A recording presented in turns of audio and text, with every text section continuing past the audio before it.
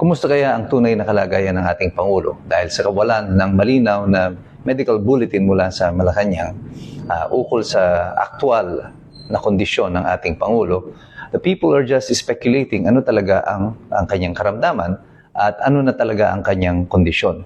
Dahil dito, we have to rely on certain videos o mga report lang ng Malacanang sa pamamagitan ni Claire Castro at yung iba officially released from Malacanang ng mga video daw ni Presidente. At dito, titingnan natin yung dalawang huling video na inirelease ng Malacanang.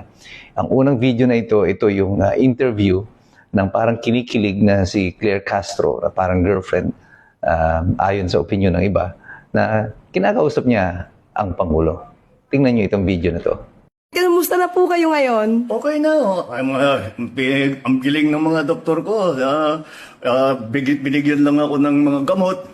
At saka patuloy pa rin yung aking antibiotics. Pero okay na ako. Maraming salamat sa lahat ng tao that have been concerned about my health at my... At ito naman yung pangalawang video. Matapos na siya di umano ay lumabas sa ospital at siya daw ay maayos na. Pansinin ninyo ang pagkakaiba ng una at pangalawang video. Kamusta po kayo? Sana ay nasa mabuti kayong kalagayan. Ako naman, eto, nagre-recover na rin. Pero maganda ang assessment ng mga doktor. Nothing serious. Kailangan lang magpalakas ulit. Namayat na nga ako at sabaw lang ang... Napansin nyo rin ba yung pagkakaiba ng dalawang video? Well, unang-una yung kulay.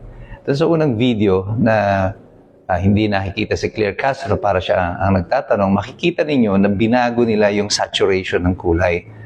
Pwede po kasi i-adjust yan sa mga telepono o pag video editing para magmukhang parang mamula-mula or tanned yung color. At dito, very visible at kitang-kita na yung color was edited to make it appear na medyo mamula-mula yung kulay ng Pangulo, very rosy.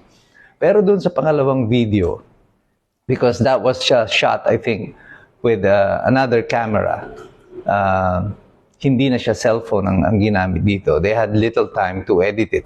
So with proper lighting, kitang-kita mo dito that the president is wearing makeup. May make-upan siya at mukhang hindi pa pantay-pantay yung pagkaka-makeup. Makikita nyo doon sa mukha niya, may mga obvious na mga lines, na mga discoloration. And he looks very pale, putlang-putla siya. Pati yung kanyang mga labi ay putlang-putla. Very noticeable din yung pagkababa ng kanyang timbang. He is very lacking in energy sa kanyang pagsasalita. The way he sits, yung kanyang posture is a little bit slouched. At saka, you can see it in his eyes. Yung eyes daw is the window to the soul of the person. And you know that look is the look of someone who is really sick. At ang tanong nito ay bakit nila pinagtatakpan yung ganitong itsura ng Pangulo? Well, obviously, ang pagtatakip nila sa aktual na kalusugan ng Pangulo ay para magkaroon sila ng continuity, sila pa rin ang nakaupo dyan, because it will be bad news for them if the president is seriously ill. So they have to put up this charade, yung palabas na siya ay okay nga. But they cannot sustain this for a very long time.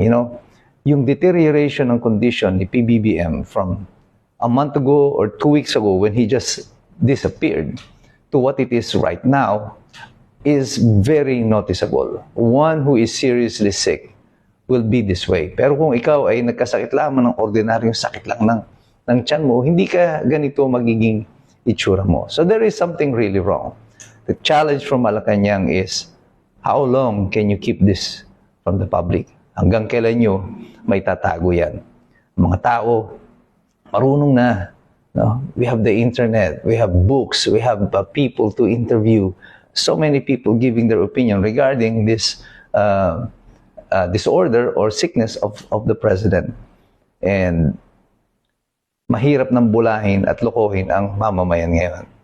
Matalino na po si Escombro sapagkat kami ay patuloy na nagbabasa, nag-aaral. Kasi alam namin, mahirap talaga makialam ng taong walang alam. So God bless you. God bless us all. Mabuhay ang Republika ng Pilipinas.